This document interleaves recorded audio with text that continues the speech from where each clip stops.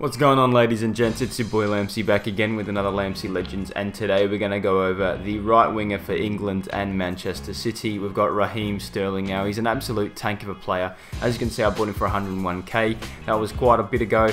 I did buy him the second or third day he came out, and I do apologise. It's taken me just under 2 weeks to bring out this video for you guys. But anyway, nonetheless, we'll go into his stats right now. But as you can see, he's played me 53 games. He scored me 43 goals and 18 assists. Now, that is a really good ratio to have there, especially when he's not really the main guy, especially when I'm playing with a striker and I'm playing him out as a midfielder. So overall, he's an absolute tank. So as you can see as well, we've got 4-star skill moves and 3-star weak foot. Now, I feel like the weak foot is a lot better than 3 stars for a change, because usually Raheem Sterling has a really poor weak foot, and that's probably what I'm used to, and that's probably what you guys are used to as well. But to be honest, I shoot with his left foot all the time, and about maybe 70% it does go in, so it just really depends on where you are on the pitch as well. But overall, guys, absolutely really good. So we got 94 pace, 76 shot, 79 passing, 86 dribbling, and 66 physical on his normal card. I do have a dead eye on him, which does bring up his shot and passing, but I think the physical attribute, I know it's a really risky thing to have Raheem Sterling, but it's okay because his dribbling and everything's really good. So speaking of his dribbling, let's go into his in-game stats. Now, overall, you cannot go wrong with Sterling's in-game stats. So the main standout ones that I want to pick to you guys is obviously the 95 acceleration, 92 sprint speed, can run for days on that right side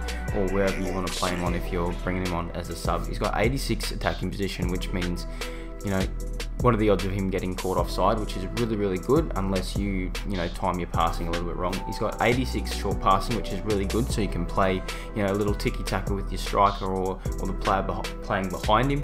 He's also got 77 crossing, which is good if you've got someone big like I do. He's also got the 92 agility, 93 balance, 84 ball control, 86 dribbling. Overall, the dribbling stats absolutely mint. You cannot go wrong. Everything just feels so smooth, and obviously 81 stamina on his physical attributes as well. But overall, guys, he's an absolute tank of a player.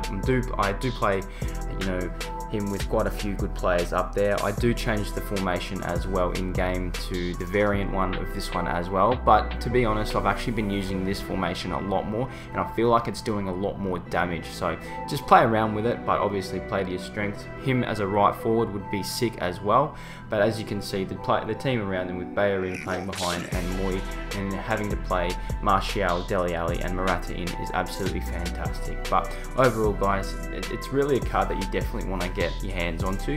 I know he's not going for all too much these days. I know the market is still going for quite a bit, and the market is going to crash, hopefully in a couple weeks time, due to those big packs that will be coming out very shortly. But overall, he's a tank. So what I also want to mention to you guys is that Raheem Sterling is in the minority towards his own dribbling style in game. So what I mean by that is that there's only a selected few players in the game who actually have their own dribbling style, and Raheem Sterling's got his T-Rex looking style, and it is sick. Now, if you guys are into sort of those little animations and everything, you're gonna love seeing on the ball.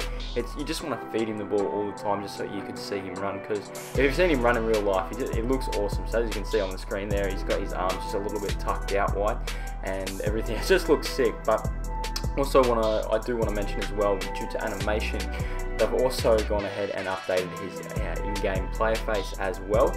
Now, as you can see, obviously a lot of the goals are going to come from the ones that were before the update earlier on this week. So because a lot of the goals that I had scored, I have done it in the last week or so. It's just taken me a while to bring this one out. But overall, Sterling is just one of those players that actually looks really good in game, and he feels really good as well. Like, the dribbling aspect to his game is absolutely phenomenal. It's definitely the best trait to his whole game.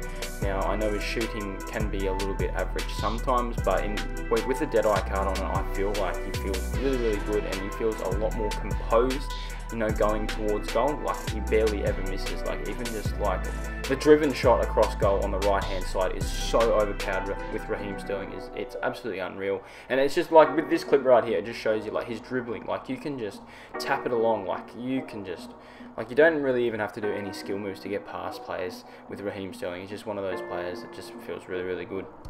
Now, like I did mention to you guys before, now Sterling's, most negative aspect to his game is his strength. Now, I'm not even going to lie, it's not even that bad. There are a lot of other weaker players in this game than Raheem Sterling, because a lot of players, FIFA players are used to Sterling being really weak in FIFA 17. He got bumped off the ball 9 times out of 10. But like what I did mention before, if you play him out wide, he's not going to have any issues, because he's not going to come up against players that are like Smalling and Bailly and Zuma. These big, big players that have a lot of brute strength. Because if you play him wide and not narrow, he's not going to come up against big players like that. He's going to come up against players that are going to be like Bellerin and Danny Rose, that aren't the strongest. So it'll be a like for like. I know he's still weaker than those sort of players, but it's alright.